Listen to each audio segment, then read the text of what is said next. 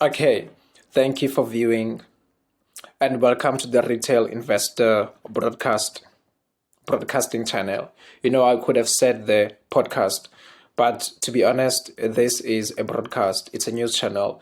It's a research and investment channel whereby we help inform, educate, and enlighten retail investors, beginner investors, and also sometimes institutional investors because you never know who might be watching.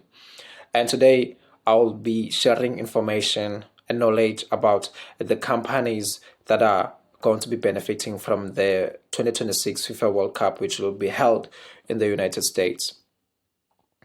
And 2010 is a very memorable year in South Africa because 2010 was when we had the FIFA World Cup hosted here in South Africa.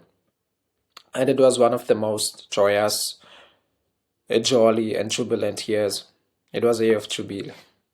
And that is because, many companies benefited, even the informal sectors benefited.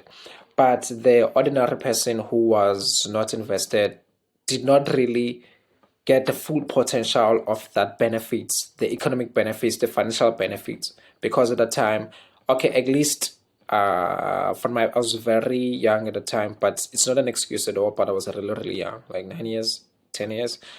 Um, so I could have benefited if, for instance, some parents or my parents or my friends' parents had invested in the Johannesburg Stock Exchange at the time. Think of companies like PPC, or Robex, companies that are into construction that had benefited a lot during the time. So now we're not gonna miss that train. We're not gonna miss it at all because even though it's not in the SA, it's in the USA, in the United States of America, and there are companies that are going to be benefiting there. So I'm just going to mention five just quickly. Number one, Hisense and Bank of America, and Heiser Butcher, which is listed in the JSE, Coca Cola, and McDonald's.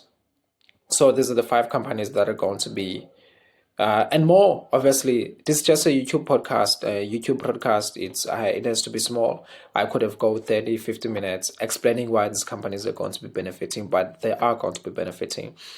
And also, just to add as a bonus, the sectors that are most likely to benefit from the FIFA World Cup. Think about the tourism and hospitality sector. Think about hotels there. For instance, Marriott is going to be really be benefiting in terms of tourists coming in, pouring into the United States. And also transport. Think of Uber. How many people are going to be moving from one stadium to another, moving and also touring throughout the United States. And retail and food, as I've mentioned, McDonald's, but it's not McDonald's an official sponsor of the 2026 World Cup, but there are other obvious KFC and other food franchises that are going to be benefiting there. Construction sector, the guys that are going to be building the stadiums, they're going to be benefiting there. There are companies, the construction sector companies are going to be 10, Quanta Services. They're also going to be benefiting from the 2026 FIFA World Cup injection.